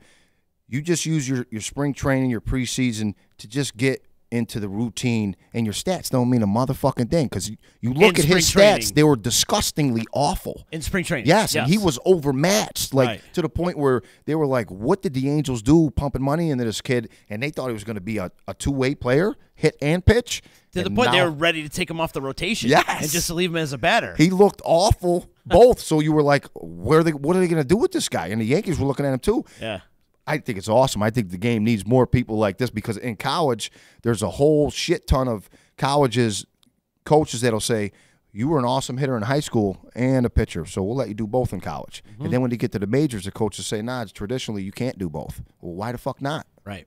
If you're an athlete and you can physically do both really fucking good, why the fuck not? And he's killing it, too. He's proving it. He's killing it because look at what he's got going on. Like the other night, he flirted with a no-hitter. He struck out 12 in 7. And then he comes the next day or 2 days later, and then he's hitting bombs. Yeah. So it's amazing, and I'm really enjoying watching his story and seeing where he progresses. I can't wait to play them because I really haven't seen much of him. I know he's a lefty. Why, you're playing? No, I'm kidding. No, I say we because I'm part of Yankees Empire, baby. I say we, too, because I got them tattooed on me all over the place. I like being the bad guys again. Yeah, It's cool. So now, let's go, Boston. We're the bad guys again. Yeah, we're the evil empire. So here we go. Well, shit, they talk more shit than we do, Boston fans. Yeah. Guaranteed. Well, you know any? I think it's I know a ton. Yeah, and I think it's 50-50. They're worse than Cowboys. But fans. you know who's the worst is the Mets fans. They are because they fucking hate us because we're the big brother and they're the younger brother, the step brother. They hate us. Do you have any animosity towards any None. Mets? I actually like the Mets. Me too. I'm happy they're 7-1. Me too. Yeah. I'm rooting for them big time. I like their lineup. I like their pitching staff. Yeah. With, Adrian Gonzalez coming over the Mets. Yeah, was they got huge Frazier for this them. year. I love Frazier. I love Frazier too. Yeah. And Asdrubal Cabrera and nice young ball club, man. Yeah, they got some great hitters and Cespedes and who's the kid that they got from the Reds there. Not Bay. You got me. Yeah, but you know more than me about the Mets then. But they're fun to watch. Yeah. Conforto's a great young player. I like watching him play. But these Mets fans, they hate us. They love to hate us too. It's fun for them. It's like really fun to go in a sports bar and find one of us to talk shit to. Right. Because I have at least like 2 or 3 really close Mets fans. They don't give it to me because they know I don't give it to them.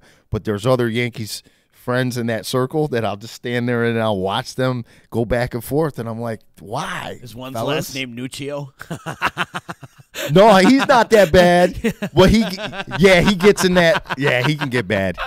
Him and Seaham, you know Seaham, he gives Corey. Corey's he's the bad. worst. Oh man, he's bad. But he don't do that to me because he knows I'm not like that. Mm-hmm. But he fucking hates Yankees fans. Yeah, he hates does. them. I know. Mhm. It's hilarious. But I root for the Mets all the time. Me too, and that's what I tell him. So I'll break him down and say, why? Mm-hmm. Why do you hate us so much? And his reasoning, and we talked about this, I think, last time I was here about football or whatever sport. It's all about the fans of that team that you encounter. So if they're pricks, you're going to root against that team even more. Mm-hmm. So the Yankees fans that he knows, besides me, are pricks. Like Cowboy fans. Right. Exactly. But then Tommy's a cool Cowboys fan. Tommy. Drama. Oh, yeah, yeah. I don't mind talking football with him. Tommy's like over modest with it. Yeah. You know what I'm saying? I like actually enjoy, but another Cowboys fan, I'd probably have to walk out of the room because they're so, well, look what we did in the 90s and fucking this. And I'm like, dude. You barely won a playoff game in 20 years. There you go, Tony Romo. I always love to say Rex Grossman won more playoff games than Tony Romo. Oh, wow. It drives Rex him Grossman. insane. But you're right.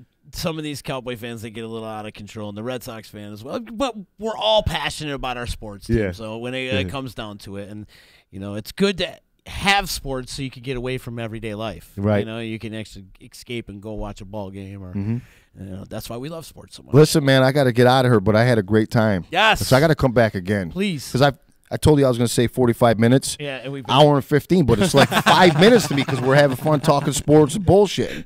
So, but I'll be back again. I appreciate it. Please do. Peter Yeah. Tittiloni in the house with us, and Thanks for coming in. And also, I'm sorry, Gaff, if you're watching or whatever. I'm inviting him onto your baseball podcast with JP and Gaff. Oh, if they'll have me, that'd be great. I know they'll definitely have you. I appreciate They're that. doing a great job with the baseline, so that's Sunday nights. But thanks for coming Okay, in, yeah, man. I man, really appreciate You it. got an open door anytime you want to come Thank in. you. I got to cut out soon too. I got to work tonight, but we got Again? a few more minutes. Yeah, we got the Chicago at the Stanley tonight. So The Chicago, band? not the band, not the band, the play. I was going to say, man, people So, be lining up at the door. Give me some love, brother. Great to see you. Please keep in touch. Take it easy, Peter man. Tittiloni, ladies and gentlemen. Peter Tittiloni. Peter Give you some Tits. more Florida stories when I come back. That was like a small percentage of the shit. Oh, yeah, I can imagine. Good Take to it see you, easy. brother. Thanks for stopping in. Yeah, we got Chicago at the Stanley tonight, so I got to bail out of here pretty soon. But before we do get out of here, we got to mention that we're going to be at the Barton Mud Fest this Saturday. Yep. The Dirty Ninja Warrior, the Boilermakers' dirty little brother. And it's supposed to be a beautiful day. It's going to be a beautiful day. I got to give love and respect out to the bands that are playing because they're donating their time, and they're all friends of mine, and I want to thank them all personally for coming in and donating their time. And a lot of them have been doing it for year in and year out. So give it up for Old Main. They're going to be there at the finish line. The Swamp Drivers, who is our guest tomorrow. Nice. Here on EC Radio. I can't wait to see their instruments. He's bringing a bunch of instruments tomorrow. He's bringing Those his are cool. guitars Those and are stuff. so And cool. yeah, I'm looking forward to chopping it up with Terry Johnson from the Swamp Drivers. So the Swamp Drivers, the Old Main, the Swamp Drivers, Simple Props, our good friends from Simple Props who guest on the EC Radio last week. Always a great time. That was a lot of when fun. We get together with them.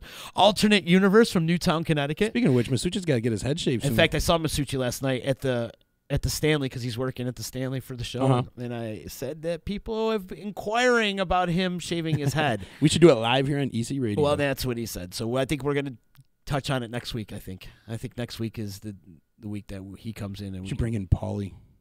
Well, no, you know what we're going to do is Gabe's mom is a hairdresser, so I think what we should do is have Barney, who won the contest, shave Masucci's head. Oh, good call. I think that's how we should do it. And then Gabe's going to give us some clippers. So, but back to the Barden Mudfest, we got Simple Props and Grit and Grace. Grit and Grace has played with us every year at the Mudfest, so much love to Jackie and Dave and Bob Blatt. And you said she runs it too, right? And she runs it too. Yeah, she runs the 5 mile, not just the 5K, the 5 mile at like 8 o'clock in the morning, and then hangs around all day and then plays, and then they got a gig that night too. So they're all over the place. So big love out to Grit and Grace. Great band. Check them out. And then also The Bomb. We can't forget about The Bomb. The Bomb, it was a late-minute addition. We did have a band drop out. The Third Stone Blues band unfortunately had to drop out. I got the call today. The guy broke his hand, so he can't play guitar with a broken hand.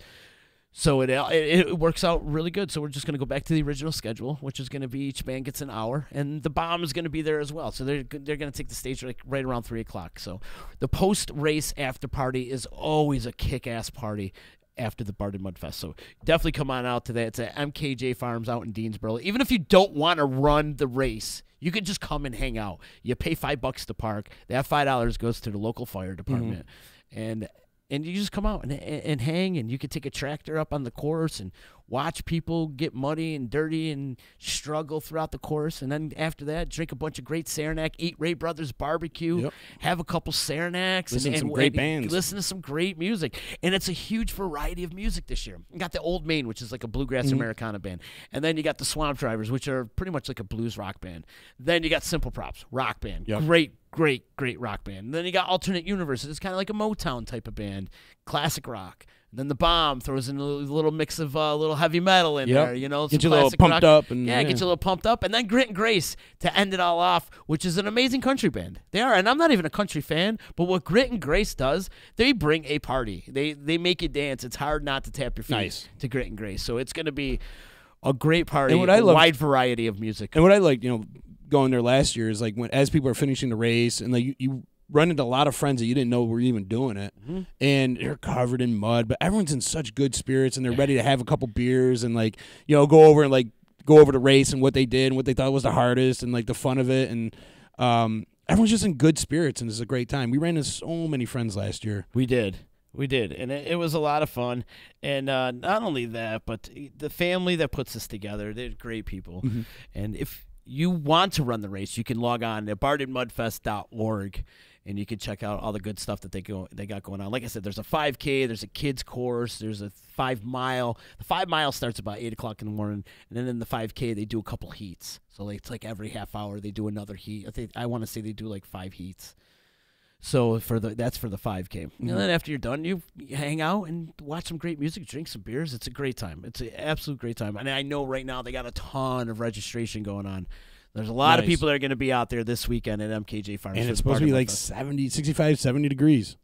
And Wi-Fi issue, if there's a Wi-Fi issue, we might not be broadcasting, but if it's up and rolling, we will be broadcasting. Yep. Either way, we're going to be up there having a good time. I think if we have Wi-Fi issues, like I was able to do some last year through my phone. Right. So we might not, maybe we could do some like Facebook Live check-ins. Just through the phone. Yeah. We could probably just do it through the phone. The power of technology. Right. I tell you this all the time, chicken. The power is right here. The power is yours. It's all right here. All you got to do, it's right in your palm of your hand. So that's the Barden Mudfest. It's happening this Saturday. I want to see everybody come out. Come hang out with your friends at the D and all your crazy, muddy, dirty people, too. Muddy, dirty people. Yeah. Turn around. And who are the other food companies? I know there's a bunch of food that's going to be there. You got Ray Brothers. You got the Woodfire Pizza Place, right? It says food by. Oh. Was it Mangia Macrina's wood-fired pizza?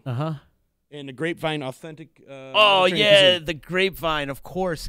Louis got his little. I swear to God, gyro cart there. I think there's like 6 of him. Like he just he's just cloned everywhere because I go everywhere and that dude is everywhere, man. He does it up, man. And he's got his own restaurant there, the Grapevine, which is great. It's a great place. I love that. But a funny story, and I'm going to say this real quick, but I went in there with my buddy Rocco. We just happened to go in there on a Sunday.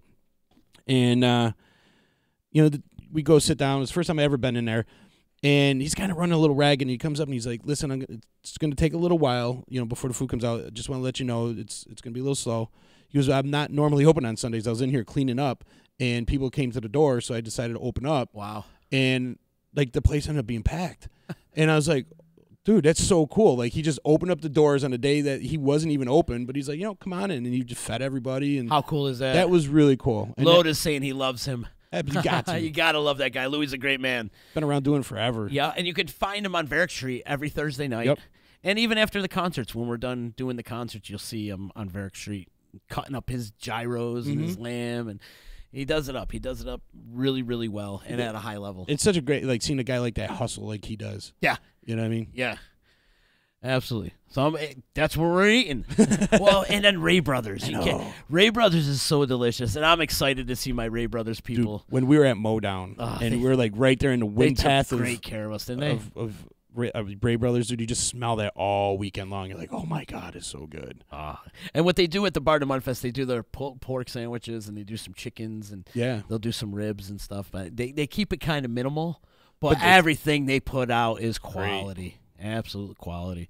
Ray Brothers is flavor country. And I can't wait till they get open their back doors, or the outside concert that they do over there, man. Those are a lot of fun. Yeah, they do it good. They do it very, very well over at Ray Brothers. And we got a lot of things to look forward to. And then May 12th, we got to talk about that. We got Flower Fest happening. And the Wednesday before May 12th, I think it's the 9th. We're doing another cleanup quality of life sweep with the mayor. We're going to clean up around Oneida Square to get it all ready for Flower Fest.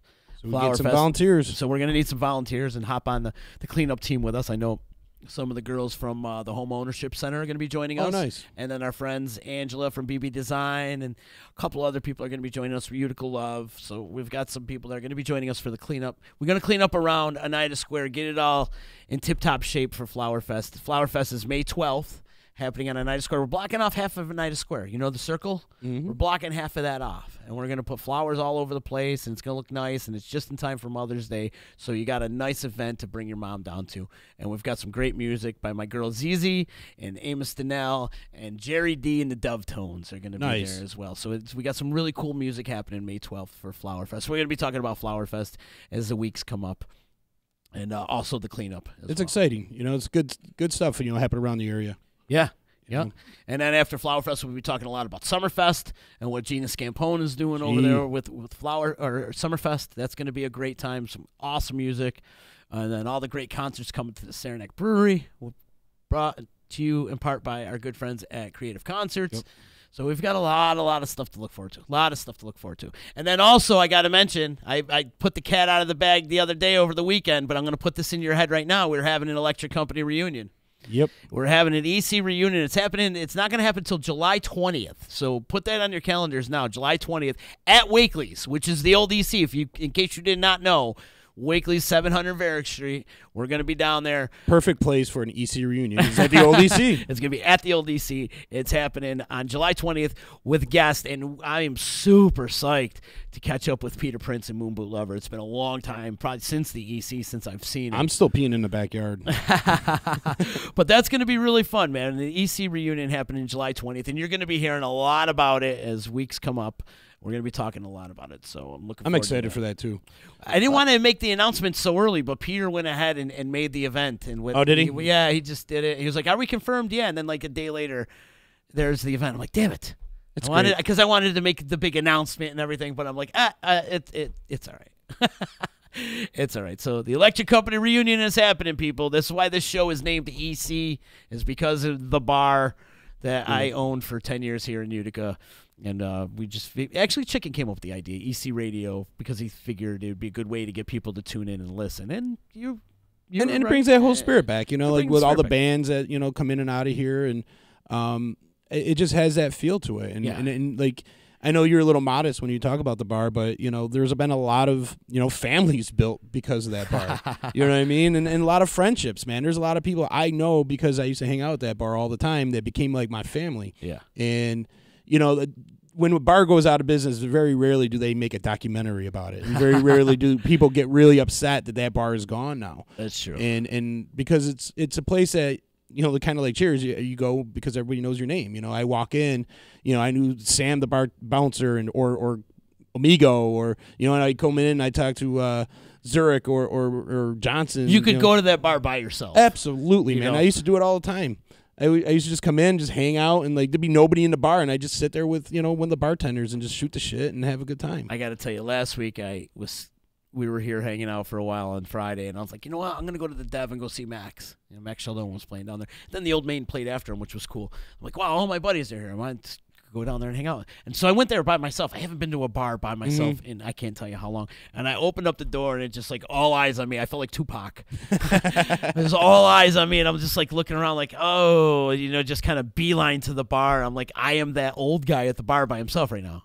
But they all probably knew you. Luckily for me, I had a ton of friends there, and it was just kind of weird. But the EC was that place Absolutely where you could was. go by yourself, and you would know everybody there, just like the John Devereaux Tavern. Like it was kind of like the same feel, because I felt like I was just hanging out, you know, at the bar and stuff.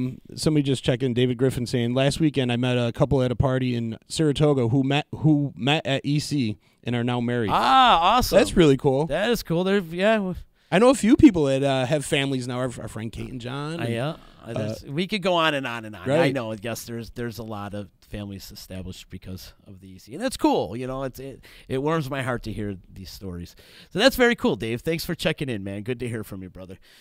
So yeah, I'm looking forward to that. That's going to be a good time to get together with everybody and to be in the confines of the electric company. And what Wakely's have done, they've done an amazing job at that place. It's beautiful in there. Better than I could have ever have done in that place, or any of us. I don't care who it is. What Wakely's has going on in their place is beautiful. It's great. It's awesome. I love hanging out in there. We've been hanging out there a lot lately, actually. And that's what I try telling people is, you know, because everyone's still stuck on the rules that they had, you know, when they're trying to go for that concept of a speakeasy. But it's such a great, nice bar, and they treat you really well. And you know, they got tons of different, you know, styles of bourbon and, you know, whatever you want. But they still have like Utica Club, like probably one of the freshest Utica Club in the city. Ice cold too. And but more importantly, when, you know, one thing that we got to remember, like DC, is the music. You know, you went there to hang out with your friends, but the music. You know what I mean? Like, I got introduced to so many bands, you know, over the years, and it's good to see Wakely's is trying to, you know, recreate that and bring some of these bands back. And they're doing it, man. They're definitely doing it. It's going to be good. Dave's also saying he met the new owner of the Uptown at the same party at the same day. Sounds like a great party. Yeah, it sounds like a great party. In fact, Devin was on Back Talk today, and he told me about that. Oh, really? Well, he messaged me 2 days before Tomato Pie. It was just before Tomato Pie Day. And then we seen him at Tomato Pie Day, and he was like, man, I was in Saratoga last week, and your name came up a dozen times. And I'm like, oh, boy, who was talking about me? And he goes, no, it was all good. It was all good. So that's cool. And now we're putting two and two together. And yeah. And kudos to Wakely's, though. You know, you get some of these, you know, bar people that get, like, you know, they don't want to, you know, be a part of the old regime, or, you know, like, kind of, you know what I'm saying? Like, they get kind of like that jealousy or whatever it is. But like, these guys are like, no, man, they know the legacy of it. And just like the guys that were at Lucan's putting up the Pasquale's, you know, sign, which I thought was really cool. Yeah. You know what I mean? It's you got to pay homage. You're right. They know the legacy. And that's the one thing Wakely's have reached out to me many, many times. Like, let's do this. Let's do They're this. good people over there. And I was all about it. I was like, well, let's just wait to see. And something fell into place. So I was like, this is perfect. This is absolutely perfect. So we got to do it then. We definitely got to do it then. So that's happening on July 20th. I'd like to see all my friends out. And like I said, you're going to hear us talk about it as time gets closer a lot. We're going to be talking about it a lot. So, oh, yeah. It's going to be a great time. A great disruption party. We had a disruption, our anniversary party, which to me was like a electric company reunion in itself. It really was. It was a lot of friends and family, man. Well, you know, they're the EC family. Yeah. The only people that embrace the EC scumbags. You know? And even we're friends with them now, too. So. I got to wrap it up, chicken. But before we get out of here, we got to give some love and respect out to my boy, Nick Pasalacqua. When you need legal help quick, you better call Nick. Call attorney Nick Pasalacqua and his team of associates at 315-500-NICK, or hit him up at cnytriallaw.com.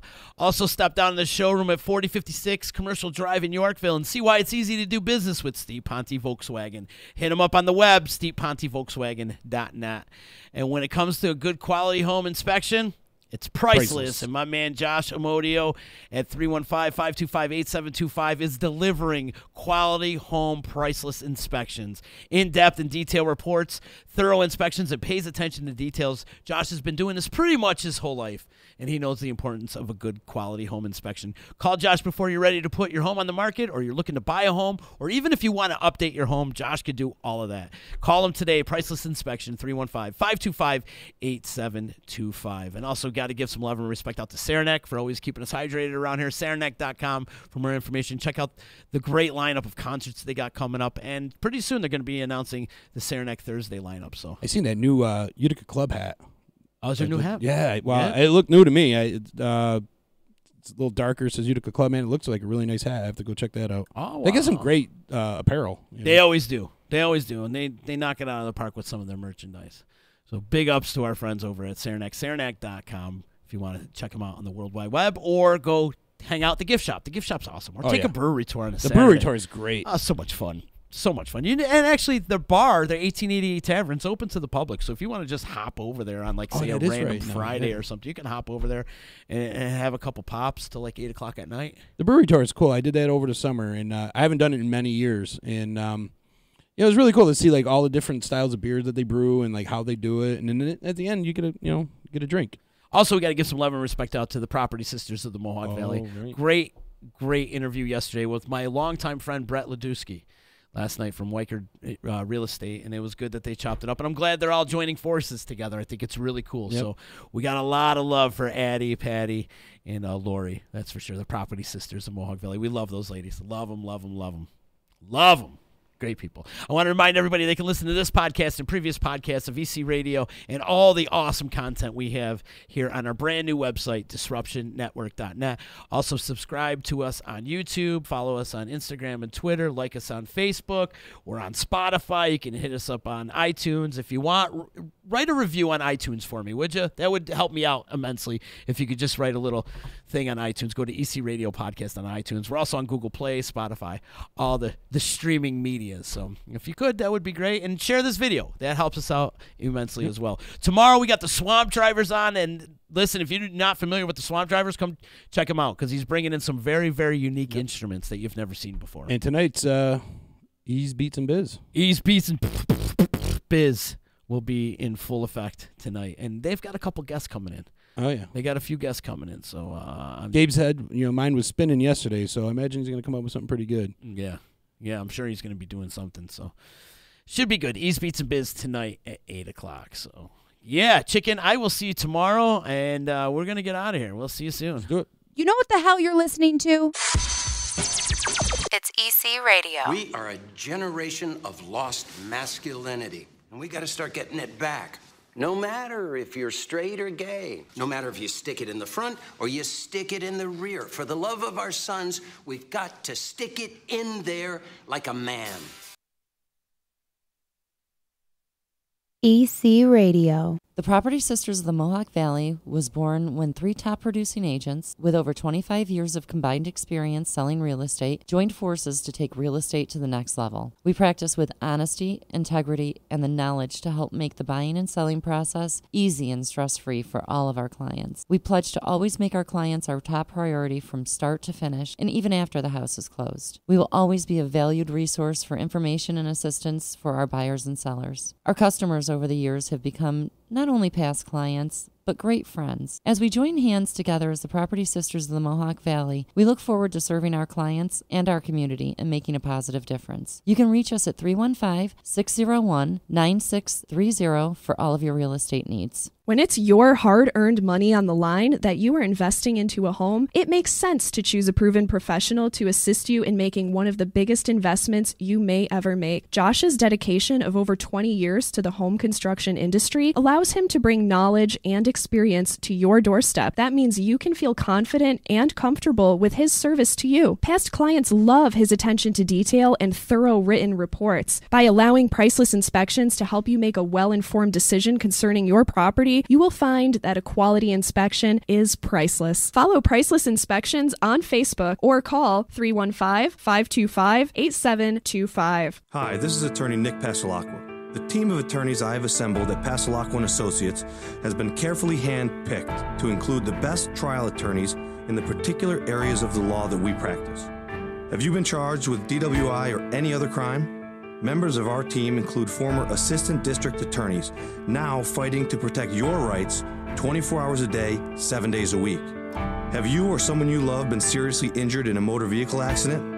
Members of the team at Passalacqua & Associates include former insurance defense attorneys, now fighting to ensure that you get every penny you're entitled to. If you need legal help quick, don't waste your time or money calling anyone else. Remember, for legal help quick, you better call Nick and the team at Passalacqua & Associates.